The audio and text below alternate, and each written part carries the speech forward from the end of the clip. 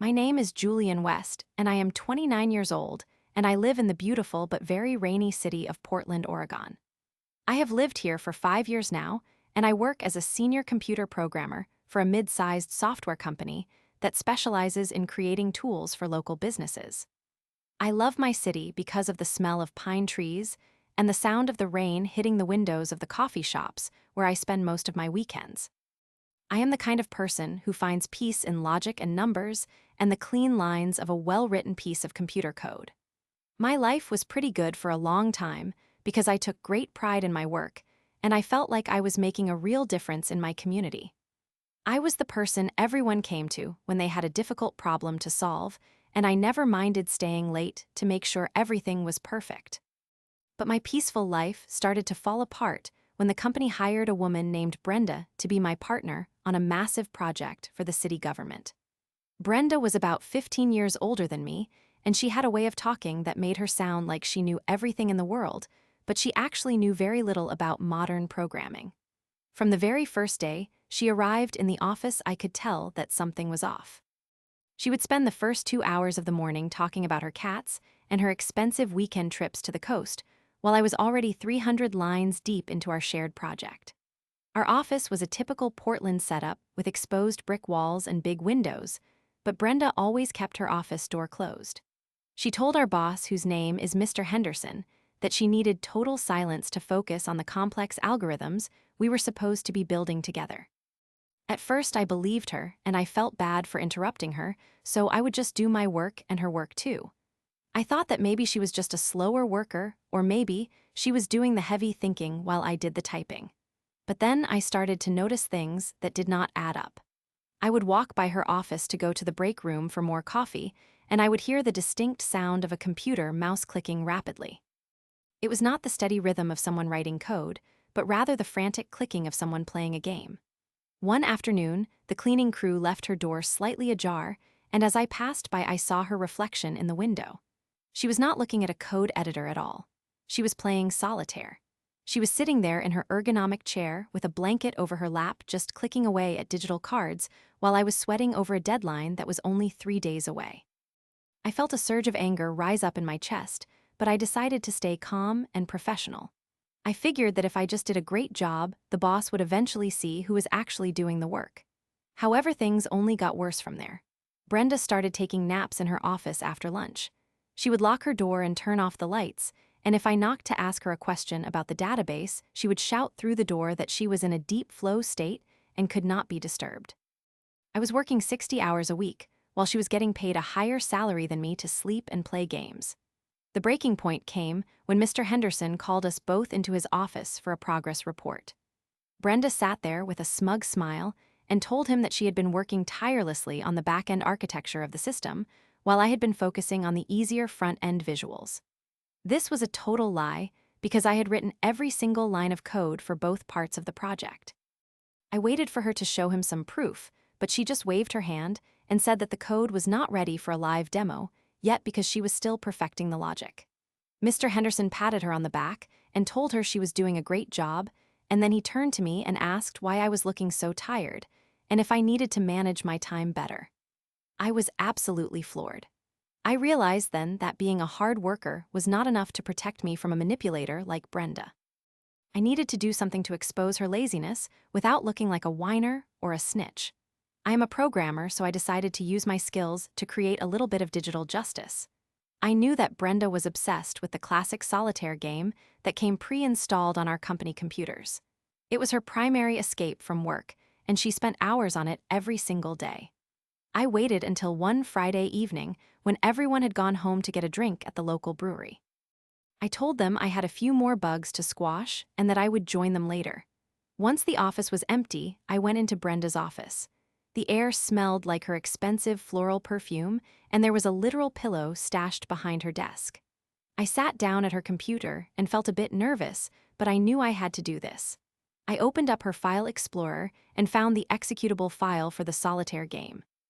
I did not want to just delete it, because she would just ask the Information Technology Department to reinstall it, and that would be too simple. I wanted something more subtle and more frustrating. I opened the Solitaire executable file in a professional hexadecimal editor program, which allows me to see the raw binary code of the application. I scrolled down until I found a large section of code in the middle of the file that looked important, but was not part of the initial startup sequence. I selected a huge chunk of that code, and I just blanked it out by replacing it with zeros. This meant that the game would still look like it was working at first, but as soon as it tried to access those specific instructions, it would cause a major system error. To make sure I did not get caught, I had to be very careful about the file metadata. I changed the system date and time on her computer back to the exact date the computer was first set up 3 years ago. Then I saved the modified file and changed the clock back to the current time. This made it look like the file had never been touched since the day the computer was built. It was a perfect digital crime. I felt a rush of excitement as I walked out of the office and joined my friends for a drink. I thought that on Monday Brenda would try to open her game and it would crash, and she would be forced to actually do some work out of pure boredom. But I underestimated how manipulative Brenda could be and how much she would twist the situation to her advantage. On Monday morning, I sat at my desk and waited. About an hour into the workday, I heard a loud gasp from Brenda's office, followed by the sound of her chair slamming against the wall. She burst out of her office and ran straight to Mr. Henderson's desk. She was crying, or at least pretending to cry. She told him that her computer had just suffered a catastrophic failure, and that she was worried all of her hard work on the city project might be lost forever. I watched from my desk as Mr. Henderson rushed into her office to help her. I realized with a sinking feeling that my plan was backfiring. Every time she tried to launch the Solitaire application, the entire operating system would freeze and crash because I had corrupted a core part of the memory handling in that file. But instead of being bored, Brenda was using the crashes as an excuse to avoid work entirely. She told the boss that she was terrified to touch the computer because she did not want to cause any more damage to the precious code she claimed to be writing. For the next 2 weeks, the office was a nightmare for me. Mr. Henderson was constantly in Brenda's office trying to figure out why her computer was so unstable. He called in the information technology department, but because I had hidden my tracks so well, they could not find any evidence of tampering. They just thought it was a strange hardware glitch. Brenda spent those 2 weeks sitting in the break room drinking tea and telling everyone how stressed she was about her broken computer. Meanwhile, I was stuck doing even more work because the deadline was getting closer, and I had to make up for the time the boss was spending trying to fix Brenda's machine. I was exhausted, and I felt like I was drowning. My plan to make her work had actually given her a 2-week paid vacation while making me look like the only person who was not getting any attention from the boss. I felt like I had lost, and I was at my lowest point. I was working until 10 o'clock every night, and I was starting to hate the job I used to love. I even thought about quitting and moving back to my hometown, but I knew I could not let Brenda win like this. I had to find a way to finish what I started. I realized that the only way to truly defeat her was to wait for the final presentation of the project. We were scheduled to present our work to the city council and the chief executive officer of our company in a big boardroom. This was the moment where Brenda would try to take all the credit for the work I had done. I decided to set one last trap. I knew that Brenda would want to look important during the meeting, so she would probably insist on using her own laptop to show off the user interface. I spent the night before the meeting writing a tiny script that I hid inside the main project file. This script was designed to do only one thing. It would monitor the computer's active processes, and if it detected the Solitaire game being opened while the presentation software was running, it would broadcast the computer screen to every single monitor in the conference room and turn the volume up to maximum. I knew it was a huge risk, but I had to take it. The morning of the presentation arrived, and the air was thick with tension. The boardroom was filled with important people in suits and the smell of expensive coffee. Brenda was wearing her best power suit, and she looked very confident. She had convinced Mr. Henderson that she should lead the presentation because she had the most experience with public speaking. I sat in the back of the room with my heart racing. Brenda started the presentation, and she began taking credit for all the complex features I had spent months building. She spoke about the architecture and the data flow as if she had designed them herself. I saw the chief executive officer nodding in approval, and I felt a knot of anger in my stomach. But then the presentation hit a boring part where the system had to process a large amount of data. It usually took about 3 minutes for the progress bar to finish. Brenda looked at the audience and told them that this was a good time for a short break while the computer did its heavy lifting. She sat down at the laptop, and I saw her eyes dart around the room to see if anyone was looking. She thought everyone was distracted by their phones and their coffee. I saw her hand move to the mouse. I knew exactly what she was doing. She was so addicted to that game and so bored by the technical details of the work that she could not help herself. She clicked the icon for Solitaire. Suddenly, the main projector screen, which had been showing a simple progress bar, flickered and changed. In giant high-definition letters, the words Solitaire Pro appeared across the front of the room. At the same time, the speakers in the ceiling began to blare the loud synthesized music that played during the game's victory screen, because I had also rigged the game to think she had just won a match. Every person in the room stopped talking and looked up. There on the 20-foot screen was Brenda's computer desktop. Everyone could see that she had not one but 5 different games of solitaire minimized in her taskbar. They could see that her folder labeled work documents was actually empty, while her folder labeled personal had hundreds of screenshots of her high scores. The silence in the room was deafening, except for the loud upbeat music coming from the speakers. Brenda froze. Her face went from a pale white to a deep shade of red. She tried to close the window, but the script I wrote had locked her mouse and keyboard controls. She was trapped. Mr. Henderson stood up and walked slowly toward the laptop. He looked at the screen and then he looked at Brenda. He did not say a word at first, but his face was filled with a mix of confusion and pure disappointment. The chief executive officer of the company stood up next. He was a very serious man who did not like his time being wasted. He asked Brenda very calmly if this was the complex architecture she had been working so hard on. Brenda tried to stammer out an excuse. She said that she was just using the game to test the graphics processing power of the system, but nobody believed her. It was the most pathetic thing I had ever heard. The meeting was canceled immediately, and the city council members left the room looking very annoyed. I stayed in my seat feeling a strange mix of relief and pity. I had finally exposed her, but the consequences were even more dramatic than I had expected. That afternoon, Brenda was called into the Human Resources Department. She was fired on the spot for gross misconduct and for falsifying her work reports. When she walked out of the office for the last time, she was carrying her things in a small cardboard box, and she would not even look me in the eye. After she left, Mr. Henderson came over to my desk. He apologized to me for not seeing the truth sooner. He told me that he had gone back and looked at the version history of the code and realized that I was the only one who had contributed anything meaningful for the last 6 months. He was embarrassed that he had been so easily fooled by her charm and her excuses about the crashing computer. As a way to make it up to me, he gave me a significant raise and promoted me to the position of lead developer for the entire city government account. He also gave me a 2-week paid vacation, which I desperately needed. My new normal is much better now. The office is quiet and productive, and I no longer have to do the work of 2 people. I have a new partner who is a brilliant young programmer from the local university, and we actually work together as a team. I still live in Portland, and I still love the rain, but now when I sit in a coffee shop on the weekend, I am not thinking about how much I hate my job. I am thinking about how good it feels to be respected for my hard work. However, there was one final little twist that happened a few months later. I was cleaning out some old files on the company server, and I found a hidden folder that Brenda had created. It was protected by a password, but I managed to get into it easily because her password was just the name of her favorite cat. Inside the folder, I found that she had been planning to quit the company anyway and start her own consulting firm using the code I had written as her own portfolio. She had already drafted a contract with one of our biggest competitors. If I had not sabotaged her game, she might have walked away with all my hard work and built a career on it. It turns out that my act of petty revenge actually saved the company from a much bigger problem. I realized that sometimes the universe has a funny way of making sure the right people win in the end, as long as you are willing to give it a little push in the right direction. I kept a copy of that corrupted solitaire file on a thumb drive in my desk drawer, just as a reminder.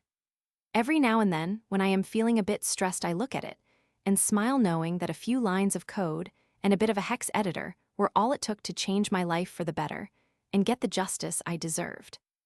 The lessons I learned from this experience are simple but important. Hard work is valuable, but you also have to stand up for yourself when someone tries to take advantage of you. You cannot always wait for someone else to notice the truth, because sometimes the truth is hidden behind a closed office door or a lying smile.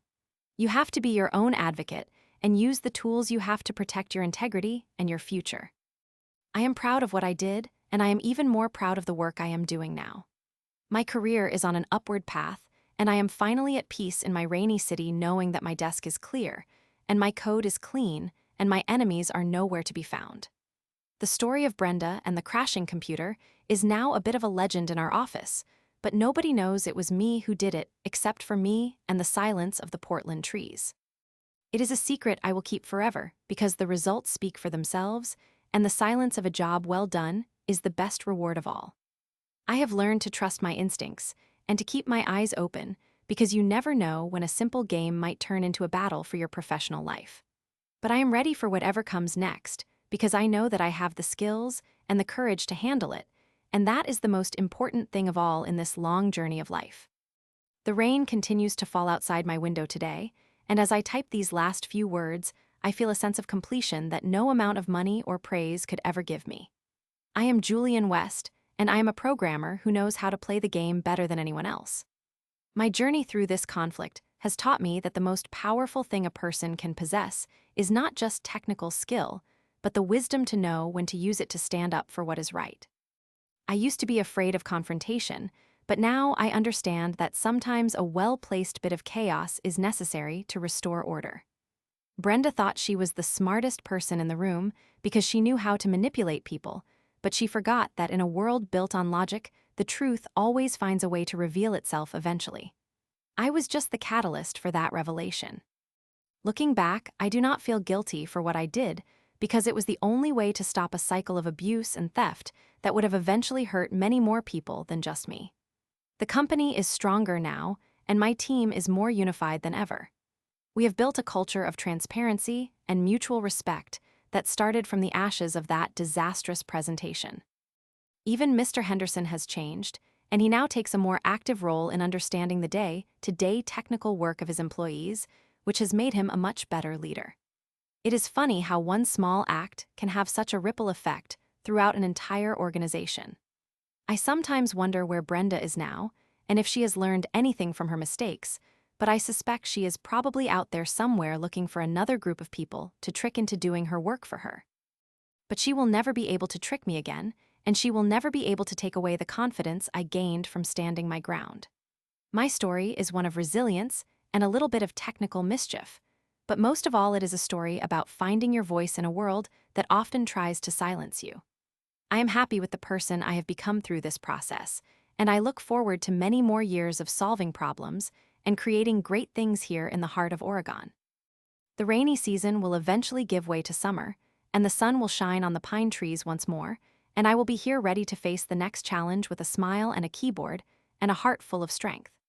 There is a certain beauty in the way things worked out that I can only describe as poetic justice at its finest.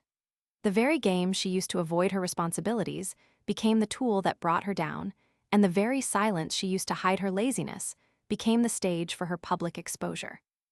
It was a perfect circle of consequences that I could not have scripted better if I had tried. I am now focused on the future and the new opportunities that my promotion has brought me. I have been given more responsibility and the chance to lead a team of people I truly admire. We are working on a new project that will help small farmers in the area manage their crops more efficiently, and it feels good to be doing something that has a positive impact on the world around me. I still think about that hex editor from time to time and the feeling of the keys under my fingers as I deleted those sections of code. It was a moment of pure focus and determination that I will never forget. It was the moment I stopped being a victim and started being the author of my own story. And in the end, that is what really matters. You have to be willing to take control of your destiny, even if it means breaking a few rules along the way. As long as your heart is in the right place and you are fighting for what is fair, the world has a way of supporting you. I am Julian West, and I am exactly where I am supposed to be. The rain is still falling, but the office is warm and the coffee is strong and my work is all my own.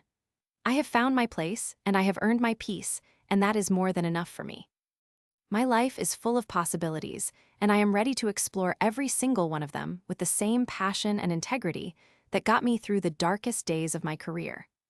The past is behind me, and the future is bright, and I am the one holding the pen, or in my case, the keyboard. I will continue to write my code and live my life with the knowledge that I am capable of overcoming any obstacle that stands in my way. This is my story, and I am proud to tell it exactly as it happened with all its twists and turns and digital secrets. It is a story of growth and justice, and the power of a single person to make a difference in their own life and the lives of those around them. And as the city of Portland sleeps under the gray sky, I know that I am finally truly awake and ready for whatever the new day brings my way. I have learned that even in a world of complex systems and complicated people, the simplest solutions are often the most effective. Sometimes all you need is a little bit of courage and a whole lot of persistence to turn a bad situation into a great one. I have both of those things now, and I will never let them go again. The end of this chapter is just the beginning of a much better one, and I am excited to see where it leads me next. There is so much more to learn and so much more to build, and I am just getting started. Every line of code I write from now on will be a testament to the strength I found within myself, and every success I achieve will be a reminder that I am more than enough just as I am. I am a programmer and a leader and a survivor, and I am ready for the world. My life is my own, and I will make sure it is a masterpiece of my own design. I am Julian West, and this is only the beginning of my true story. The rain may never stop in Portland, but I have found a way to dance in it, and that has made all the difference in the world. I am grateful for the challenges I faced because they made me who I am today, and I wouldn't change a single thing about how it all turned out. I am finally free to be the best version of myself, and that is the greatest revenge of all. I have outlasted the lazy, and I have outsmarted the dishonest, and I have come out on top with my head held high and my heart full of hope for what is to come next. The world is a big place, but I have found my corner of it, and I am going to make it shine as bright as I possibly can. This is my promise to myself and to my future, and I know that I have everything I need to make it come true. The rain is still falling, but I don't mind it anymore because I know that after the rain comes the growth, and I am ready to grow more than I ever thought possible. My journey is far from over, but I am on the right path, and that is all that matters. I am Julian West, and I am ready for the rest of my life.